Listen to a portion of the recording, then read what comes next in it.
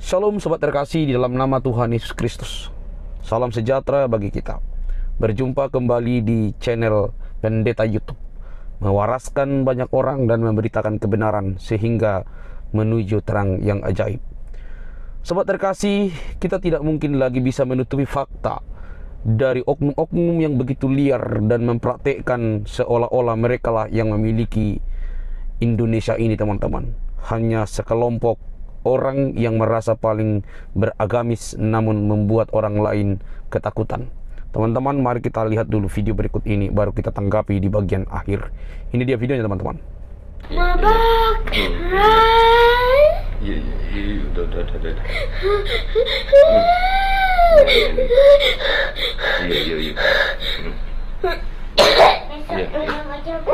Iya. Mama, ini orang satu Mama.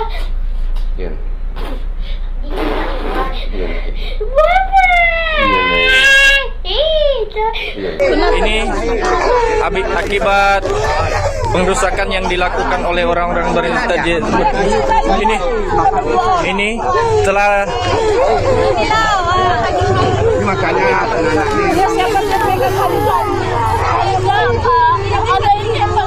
Nah, ini pada saat kejadian ya teman-teman. Nanti kita akan melihat video dia kondisi sekarang, teman-teman. Jadi traumanya itu dibawa sampai saat ini dan sangat miris sekali ya teman-teman ya. Hal-hal seperti ini harus dikhususkan dari pemerintahan setempat agar dia bisa dipulihkan. Psikisnya kena, teman-teman, kalau kondisinya seperti ini, dan kalian bisa saksikan kondisi dia untuk saat ini, teman-teman.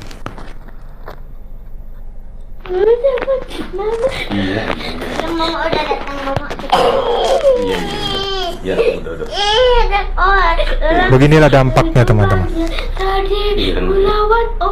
Aksi biadab yang tidak bertanggung jawab berdampak kepada anak ini. Luar biasa sekali, teman-teman.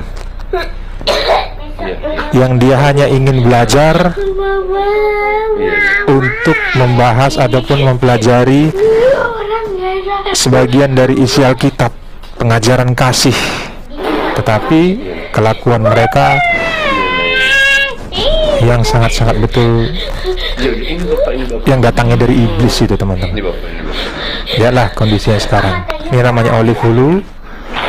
Dan saya nanti akan menekankan lagi bahwasanya video ini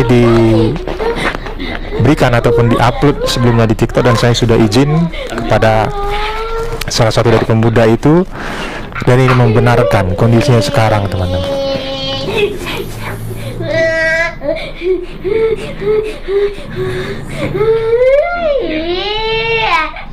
Ini bapak ini, mama di dalam.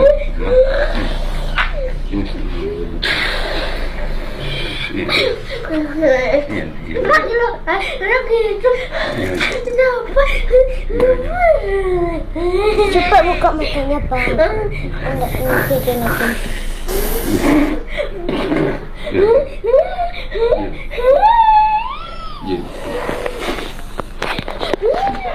Nah, jadi ini teman-teman, untuk menguatkan videonya itu bukan hoax ya teman-teman ya. Saya sudah bertanya juga kepada Bang Omaf Waruwu, salah satu senior yang ada di sana, berdekatan dengan adik itu ya, dekat dengan rumah adik itu, dan dia merekamnya, dia upload, dan saya izin untuk share ke YouTube. Pembicaraan tadi seperti ini, teman-teman. Shalom Bang, itu keadaan adik kita itu bisa cerita sedikit Bang, dekat dengan abang ya? Saya bertanya seperti itu, dan dia jawab, shalom juga, anak ini adalah anak sekolah minggu kami. Nah, jadi jelas ya teman-teman ya. Terus dia jawab lagi, anak sekolah minggu kami, salah satu anak yang kena kayu dalam insiden rumah doa di Padang. Nah, terus saya bertanya lagi teman-teman, namanya siapa Bang anak itu? Terus dia jawab, namanya Olive Hulu. Kondisi sekarang jadi seperti trauma gitu ya Bang? Saya bertanya. Terus dia jawab, ya seperti yang di video. Nah, jadi dia memperjelas lagi teman-teman. Terus dia jawab lagi, tiap malam kadang dia lari sendiri. Itu teman-teman yang sangat, saya membacanya jadi sangat kaget ya teman-teman ya. yang saya kirim keadaannya 1 jam yang lalu. Jadi videonya itu benar-benar baru ya teman-teman ya. Jadi saya sebarkan lagi di YouTube agar kalian bisa lihat kondisi si Olive sekarang ini teman-teman. Saya menjawab astaga Tuhan Yesus, terus dia jawab lagi dukung dalam doa saja. Nah terus saya balas lagi, oke bang, bisa saya bantu, saya di sini untuk minta izin ya agar videonya itu bisa kita sebar lagi agar kalian bisa paham, dan teman-teman juga bisa share-share teman-teman agar pemerintahan setempat bisa memfokuskan untuk agar si Olive ini bisa penanganan yang lebih khusus teman-teman, karena kondisinya ini sangat fatal ya apabila nanti mengalami stres berat. Dan saya juga sudah tidak bisa membayangkan teman-teman, tetapi agar menjadi perhatian pemerintahan setempat ya. Terus dia jawab lagi teman-teman, terima kasih banyak, dan saya di sini tetap minta izin untuk kita upload, dan inilah sekarang videonya teman-teman, dan dia mengucapkan terima kasih. Terus saya jawab lagi, Tuhan Yesus menguatkan kita semua bang, damai sejahtera selalu menyertai kita, amin. Nah jadi seperti itu teman-teman. Nah jadi seperti itu ya teman-teman ya, saya mohon sekali Baik teman-teman yang terkasih, kira-kira apa respon teman-teman ketika mendengar dan melihat apa yang terjadi di dalam video barusan? Miris sangat. Apalah penilaian teman-teman terhadap mereka? Sebutan apa yang cocok bagi mereka? Apakah mereka benar-benar beragama atau cuma berslogan beragama? Apakah mereka sedang memainkan dua peran? Dari mulut mereka berkata bahwa agama mereka adalah agama sempurna, rahmatan lil alamin, tetapi justru memperlakukan orang lain yang tidak seagama dengan mereka dengan secara sembrono. Bayangkan kalau hal ini terjadi bagi mereka, coba kita balikkan keadaannya. Pasti akan berabe, pasti akan demo berjilid-jilid, pasti akan terjadi teriakan-teriakan agamis namun anarkis, begitu ya. Teman-teman, mari kita sadar, apapun agama Anda, tidak perlu saya berbicara panjang lebar bahwa apapun agama Anda, pasti Anda dididik untuk menghormati orang lain. Anda bertuhan, mestinya Anda memperlakukan orang lain yang sesama manusia, sekalipun berbeda keyakinan, itu sesuai dengan ajaran Tuhan. Karena orang yang bertuhan pasti mengikuti ajaran-ajaran yang benar, yang baik, yang menghormati orang lain. Orang yang bertuhan, orang yang beragama pasti moralnya baik dan juga beradab. Tetapi kita lihat bahwa sekelompok orang ini tidak menunjukkan bahwa dirinya itu bertuhan, tidak menunjukkan bahwa dirinya beragama, tetapi mereka menyebut diri mereka beragama. Saudara, apa yang disebut beragama itu? Apa yang disebut dengan keadilan itu? Apa yang disebut dengan hukum itu? Apakah keadilan itu bagi seagama? Apakah keadilan itu bagi sekelompok orang? Apakah hukum itu hanya berlaku bagi minoritas atau orang yang tidak mampu menggerakkan massa? Atau keadilan itu sebenarnya tidak memandang agama, suku, ras, dan bahasa, tapi berlaku bagi semua orang? Coba berikan tanggapan teman-teman. Karena kali ini bukan saja mereka ini menindas, tapi juga sudah memperlakukan orang lain semena-mena, sesuka hati mereka. Kalau pemerintah tidak tanggap lagi atas perbuatan ini dan sangat membiarkan, maka yang terjadi adalah akan lahir ke depan lebih ekstrim daripada ini. Maka akan lahir pembulian-pembulian, maka akan lahir intoleransi, tetapi pada ujung-ujungnya mereka diberi hak kebebasan karena ya mereka mengganggu kami, gitu ya. Sangat begitu omong kosong. Kalian hanya ingin di Indonesia ini punya agama Islam, begitu.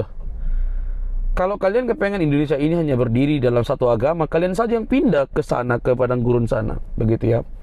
Mengapa perlu kita katakan itu? Kalian sudah sangat menyakiti banyak orang. Ini bukan saja gedungnya kalian rusak, ini bukan saja gedung yang kalian halangi, ini bukan saja kalian memegang pentungan seperti orang yang memukul kejahatan, bukan, tapi ini anak-anak juga sudah mengalami trauma fisikis yang harusnya dipertanggungjawabkan lebih berat, begitu. Anda bukan saja melukai, itu manusia, Makanya saya bilang di awal tadi, kalau orang yang bertuhan yang benar itu pasti memperlakukan orang lain itu benar, sekalipun berbeda keyakinan. Sekalipun berbeda keyakinan, pasti memperlakukan mereka dengan baik, benar.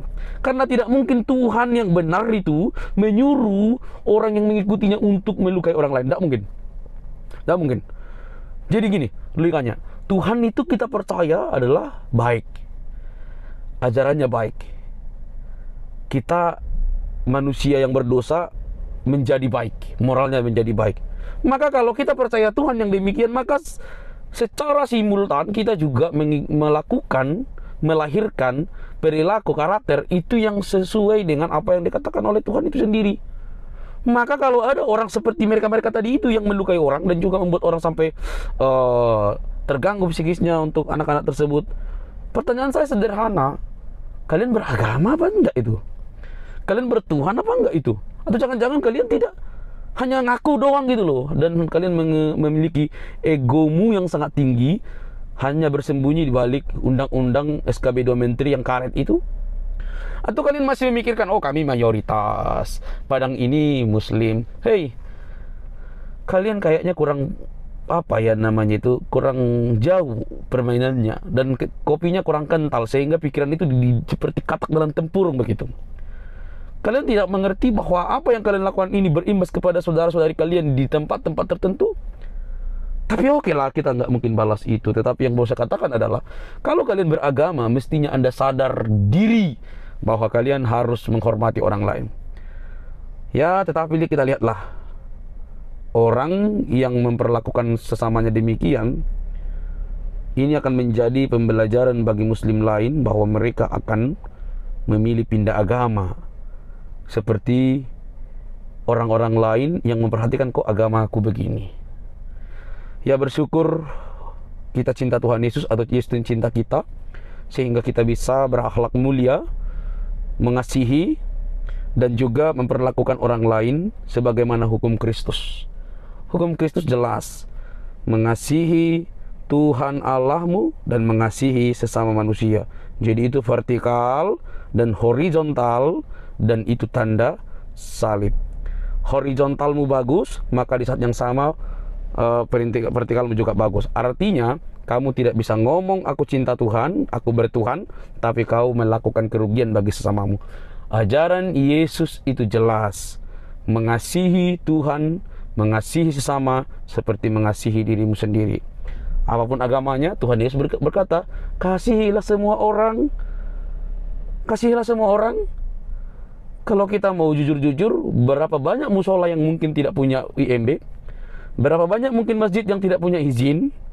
Berapa banyak mungkin musola-musola di rumah-rumah yang ada musola kecil-kecilnya itu? Kok kalian bebas saja?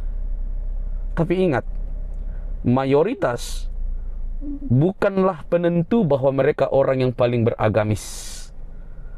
Kita bisa mengingat di zaman abad ke-7 bagaimana permulaan Islam lahir. Akhirnya pergi ke Madinah, kembali lagi ke Mekah. Apa yang terjadi? Sejarah itu mencatat. Tapi inilah teman-teman, kita doakan supaya tak bangsa kita ini, supaya tidak menjadi seperti Gaza, Suriah, Iran, Palestina, dan lain sebagainya. Karena Indonesia ini indah sejatinya, berwarna, berbeda, banyak suku, tetapi memiliki kekhasan, diikat dalam kebinekaan, saling menghormati, tapi dirusak oleh orang-orang yang sangat miskin peradaban, yang mengaku beragama dan bertuhan, tetapi mereka melukai orang lain yang berbeda keyakinan. Jadilah orang yang beragama, tapi sekaligus mencintai orang lain. Oke? Tidak perlulah kalian kepanasan, tidak perlulah kalian sakit hati. Kita sudah cukup sakit hati, ya. Tapi maafkan dan ampunilah mereka. Semogalah korban-korban itu memperoleh penanganan yang baik, sehingga pemerintah tidak tutup mata. Prabowo, Gibran, Wakil Presiden, dan seluruh, bahkan Menteri Agama, pesannya, perhatikan. Kalau kau memang hanya Menteri Agama Islam, mending kau mundur, karena di Indonesia ini banyak agama, bukan hanya Islam. Oke teman-teman, sampai di sini video saya. Yuk, sebarkan Pendeta YouTube supaya banyak orang yang dicerdaskan. Tuhan memberkati. Shalom.